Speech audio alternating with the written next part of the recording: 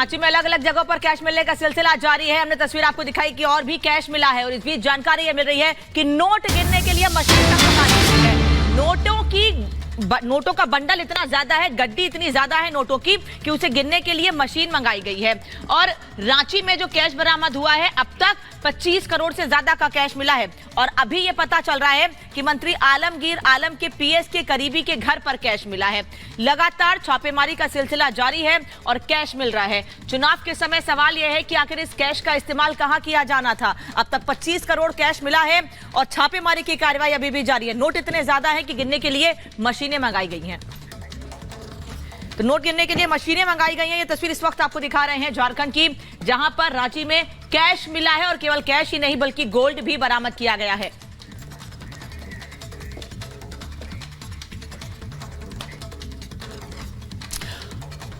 और एक और बड़ी खबर आपको बता दें, रांची में ईडी की छापेमारी जारी है। छापे में कैश के साथ साथ कई दस्तावेज। बहुत बड़ी खबर आपको बता रहे हैं। देखिए, 25 करोड़ से ज्यादा का कैश बरामद हुआ है। कई महंगे आभूषण भी उसमें हैं और अब छापेमारी में कैश के साथ साथ कई दस्तावेज भी मिले हैं, जो जानकारी मिल रही है। ये बड़ी खबर आपको बता दें, रांची में बहुत बड़ा छापा ईडी की तरफ से छापा मारा गया है। छापे में कैश के साथ कई दस्तावेज भी मिले हैं।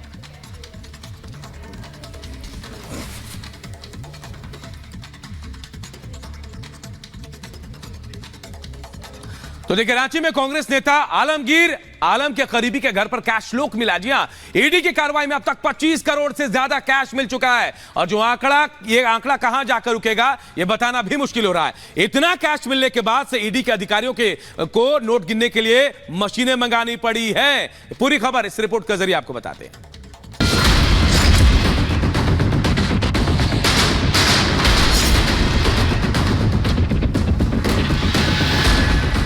नोट गिनते गिनते मशीनें गर्म हो गई। कैश इतना की जगह कम पड़ गई। नोटों की गड्डियां इतनी कि दीवार खड़ी हो गई। 500 के नोटों के बंडल इतने हैं कि एक आदमी ने कभी सपने में भी नहीं देखे होंगे। ज्वेलरी इतनी कि एक शोरूम खुल जाए। झारखंड में एक बार फिर काली कमाई का कुबेर मिला है और नोटों का यह पहाड़ झारखंड सरकार में मंत्री आलमगीर के करीबी के घर पर मिला है। कैश लॉक की ये तस्वीरें सिर्फ एक जगह की नहीं है। रांची में ईडी की कार्रवाई कई जगहों पर चल रही है। आलमगीर झारखंड सरकार में मंत्री हैं और उनके करीबी के घर से अब तक 25 करोड़ से ज्यादा कैश बरामद हो चुका है। इसके अलावा सोने चांदी की ज्वेलरी बरामद हो चुकी है। रेड के दौरान जब ईडी के अधिकारी मंत्री के करीबी के घर पहुंचे तो नजारा देखकर वो भी भौचक्के रह गए। अधिकारियों ने जब घर की तलाशी लेनी शुरू की तो एक एक कर नोटों के बंडल निकलने शुरू हो गए और देखते ही देखते इतने बंडल हो गए कि पूरा कमरा ही सिर्फ नोटों से भर गया। नोटों की इतनी गड्डियां थी कि एक पूरी की पूरी दीवार खड़ी हो जाए। यह सिर्फ एक जगह से मिला कैश और ज्वेलरी है। ईडी की कार्रवाई कई जगहों पर मिल रही है और आशंका जताई जा रही है कि अभी ये नोटों की गिनती रुकने वाली नहीं है। जो तस्वीरें सामने आई है उसमें कुछ महीने पहले की वो यादें ताजा हो गई, जब कांग्रेस के राज्यसभा सांसद धीरज साहू का कैश लॉक सामने आया था। साहू के कैश लॉक से 350 करोड़ के करीब कैश मिला था। धीरज साहू के पास से मिले कैश को गिनने के लिए भी कई मशीनों को मंगाना पड़ा था। पैसा इतना था कि ईडी के अधिकारियों को कड़ी मशक्कत करनी पड़ी थी। अब कांग्रेस सरकार में मंत्री आलमगीर के करीबी के घर जो कार्रवाई हो रही है वो कब तक चलती है और पैसों का आंकड़ा कहां जाकर रुकता है ये कोई नहीं जानता। इससे पहले भी कई जगह पर भ्रष्टाचारियों पर एक्शन हुआ है। रिपब्लिक भारत से बात करते हुए गृह मंत्री अमित शाह ने साफ कर दिया है कि देश ने अब भ्रष्टाचारियों के खिलाफ मन बना लिया है। किसी मंत्री के घर से 51 करोड़ रुपया कैश मिलती है। गिनते गिनते सारे स्टेट बैंक ऑफ इंडिया के कैश काउंटिंग मशीन गर्म हो जाते हैं, दूसरे लाने पड़ते हैं, भरने के लिए टेम्पो लेकर जाना पड़ता है। कौन जिम्मेदार है उसका? इतना रैंपड करप्शन किसके नेतृत्व में हो रहा है? वो कहते हैं यहाँ सब से- षड्यंत्र है, अमित शाह जी सब षड्यंत्र कहते हैं। ऐसे सब षड्यंत्र है। 51 करोड़ रुपया इनके मंत्री के घर से मिलते हैं। झारखंड में कांग्रेस के एमपी के घर से 351 करोड़ रुपया मिलता है, और फिर कहते हैं ये षड्यंत्र है। तो आप क्या कर रहे थे? षड्यंत्र था तो कौन रख गए आपके घर पे? और ये सिर्फ पैसा नहीं मिला है, किस प्रकार से नौकरी देने में घूस खाई गई, इसका पूरा कच्चा चिट्ठा आज एजेंसियों के पास में उपलब्ध है, हाईकोर्ट के सामने पेश किया गया है, रेड कार्ड था।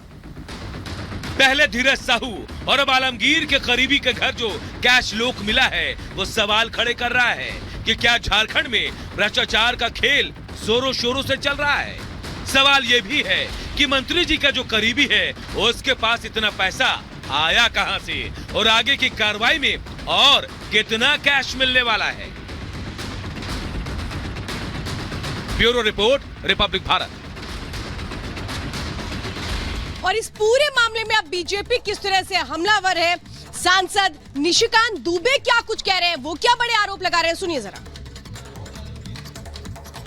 वो पैसा खा रहा है, जितना पैसा यदि मिला है इसका मतलब पैसा अपने पास रख रहा होगा, कुछ आला कमान को पहुंचा रहा होगा। खाली ठेकेदारी, भ्रष्टाचार, ट्रांसफर, पोस्टिंग, मिट्टी, बालू, दारू, इसी सब का सिंडिकेट चल रहा है। दूसरा जो आलम कर रहा है, जो माननीय प्रधानमंत्री जी ने चाईबासा में कहा कि आदिवासियों की संख्या घट रही है, 36% से 24% हुआ। वो बांग्लादेशी घुसपैठियों को चुन कर भारत का नागरिक बना रहा है। बांग्लादेशी घुसपैठिए यहाँ आकर आदिवासी लड़कियों के साथ शादी कर रहे हैं, तो आप समझिए 36% से 24% हो गया। और उस सिंडिकेट में आलमगीर को पैसा भी मिल रहा है, और पूरा पाकुड़ जिला, साहबगंज जिला, गोड्डा जिला, जामताड़ा जिला जो है, उसकी पूरी डेमोग्राफी बदल गई। आप समझिए कि मुस्लिम बाहुल्य ये सारे जिले होते जा रहे हैं। तो एनआईए को इसकी जांच लेनी चाहिए, और आलमगीर के यहाँ तुरंत छापा पड़ना चाहिए, जिससे कांग्रेस का जो चेहरा है कि टुकड़े टुकड़े गैंग को वो किस तरह से पसरे दे रही है, किस तरह से बांग्लादेशी घुसपैठियों को बढ़ा रही है, किस तरह से वो आदिवासियों की जनसंख्या को घटा रही है, और ये जो पैसा मिला है इसके बाद तो कुछ करने के लिए नहीं है, किस तरह से खोखला कर रही है देश को। प्रधानमंत्री जी जो कहते हैं कि कांग्रेस मतलब भ्रष्टाचार की वो जननी है, उस जननी के नेता का ये हाल है, और यही हाल। तो निशिकांत दुबे को आप सुन रहे थे, सांसद हैं और सीधे सीधे आलमगीर आलम पर सवाल उठा रहे हैं। वहीं दूसरी ओर बाबूलाल मरांडी ने भी सोशल मीडिया पर पोस्ट किया है और सीधे सीधे पूछा है कि कितने गरीबों का पैसा नौकरों के घर में छिपाया गया है। वो सवाल ये कर रहे हैं कि आखिर कितने गरीबों का पैसा, यानी कि भारतीय जनता पार्टी बार बार ये कह रही है कि यह गरीबों का पैसा है और गरीबों का पैसा मारकर, गरीबों का पैसा छीनकर नौकरों के घर में छिपाया है। बता दें कि कितने गरीबों का पैसा मारकर नौकर के घर में छिपाया है। कांग्रेस जेएमएम अब क्या बहाने बनाएंगे? ये वही लोग हैं, क्योंकि बीजेपी लगातार सवाल खड़े कर रही है, ये वही लोग हैं जो हेमंत सोरेन के घर पर छापेमारी या उनसे पूछताछ का विरोध करते हैं, और जिनके साथ मिलकर सरकार बनाई है उनके सहयोगियों या उनके सहकर्मी के घरों पर नोटों का बंडल बरामद हो रहा है। अब इस पर किसी को जवाब नहीं सूझ रहा है। और सीधे न्यूज रूम चलेंगे, हमारी सहयोगी श्वेता हमारे साथ जुड़ी हुई है। श्वेता, देखिए किस तरीके से नोट गिनते गिनते मशीनें तक गर्म हो गई, ये जो जानकारी मिल रही है, कितना नोट और छुपा हुआ है? देखिए शिखा, जो जानकारी मिल रही है वो ये है कि 30 करोड़ तक तो गिनती हो चुकी है। अब अंदाजा आप लगाइए ये जो कैश है ये कितना है। ये जब नोटों की गिनती खत्म होगी तब पता लगेगा, लेकिन आप समझिए, अंदाजा लगाइए, मशीनें मंगवाई गई हैं इसको गिनने के लिए। लेकिन ये समझिए पूरा मामला शुरू कैसे हुआ था। दरअसल कई योजनाओं में ईडी को अनियमितताओं की आशंका थी, और उसी को लेकर मनी लॉन्ड्रिंग के तहत ये पूरा मामला 2023 में इन्वेस्टिगेट शुरू किया गया इस मामले को लेकर के। और झारखंड ग्रामीण विकास के जो मुख्य अभियंता है उनको गिरफ्तार किया गया, के वीरेंद्र को गिरफ्तार किया गया, और उसके बाद से ही जो कड़ियां हैं ये निकलती हुई सामने आने शुरू हो गई कि कहां कितना पैसा छिपा हुआ। और इसी के बाद जो ईडी है उसने रेड की कार्रवाई शुरू की। जो करीबी हैं आलमगीर आलम के, उनके करीबियों पर ये रेड हो रही है, 2 करीबियों के ऊपर ये रेड चल रही है। लेकिन कितने और ऐसे लोग हैं जो इस पूरे के पूरे मायाजाल में घिरते नजर आ रहे हैं, वो कौन से और धन कुबेर है, वो पहुंचना और जानना बहुत जरूरी है। क्योंकि अगर आप पिछले 6 और 8 महीने में देखेंगे तो करीबन समझिए 4 ऐसी जगह ईडी रेड कर चुकी है उस बड़ी गिरफ्तारी के साथ जो 2023 में हुई थी।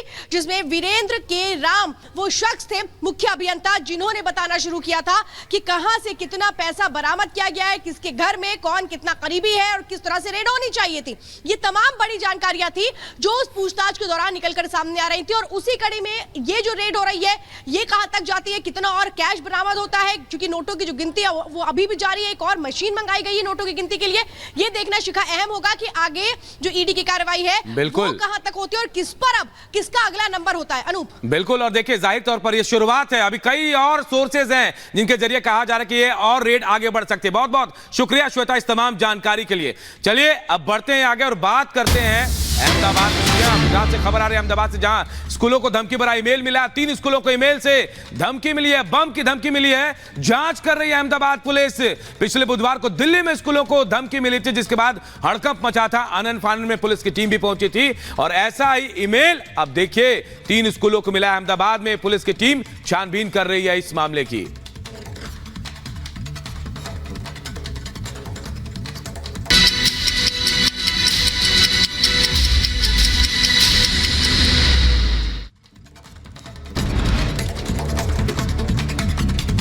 ओडिशा के बहरामपुर में पीएम मोदी ने चुनावी जनसभा को किया संबोधित। कहा भारत को मजबूत बनाने का चुनाव है, युवा के सपनों को साकार कर रहे हैं।